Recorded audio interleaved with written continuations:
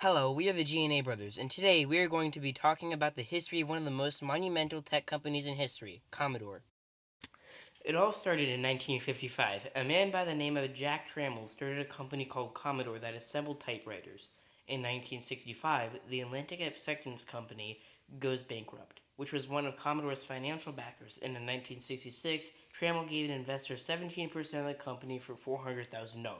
Sometime later, Jack needed a new market and found one in pocket calculators. Later on, in 1975, Commodore loses a lot of money when calculators sell for a lot less than it costs to make them. In 1976, Commodore moves to Palo Alto, California. They then buy MOS Technologies, Frontier, a chip manufacturer, and MDSA, which made LCDs, or liquid crystal displays. Later that year, the former owner of MOS Technologies, Chuck Peddle, convinces Trammell that there will be a large computer market. He said to begin building a computer. In 1977, the Commodore PET is unveiled. It sold for $599 and in total made about $3 million. In 1979, Commodore moves to Santa Clara, California. They also release a newer, upgraded version of the PET and release the printers 2022 and 23. In 1980, Commodore releases the CBM 8000.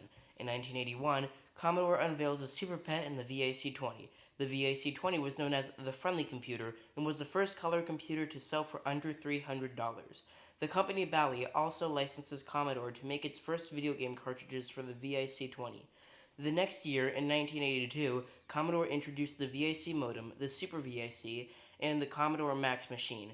The Commodore 64, B128, P128, and BX256 microcomputers in the Victor 9000.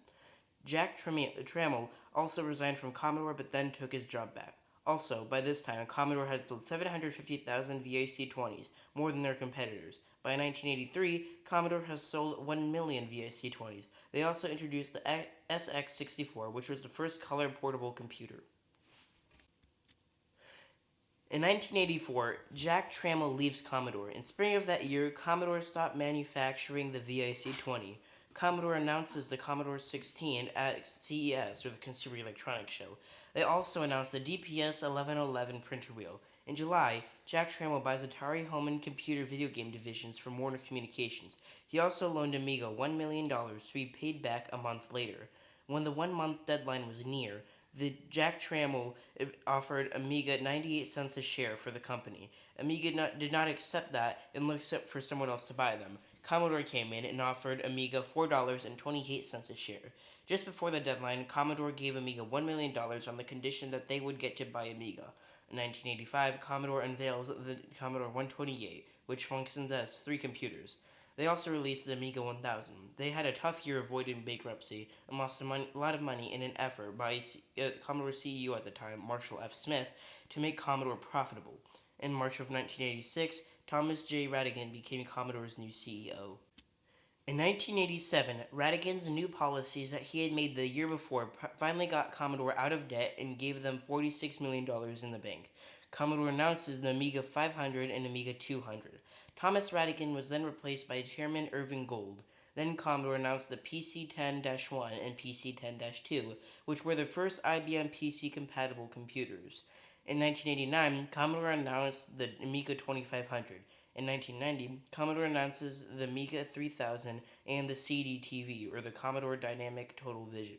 In 1991, Commodore releases the Amiga 3000 UX.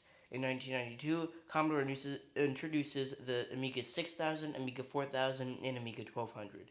In 1993, Commodore releases their final computer, the CD32 Games Machine. In 1994, Commodore had severe financial trouble and announced they were closing. In 2012, Jack Trammell dies.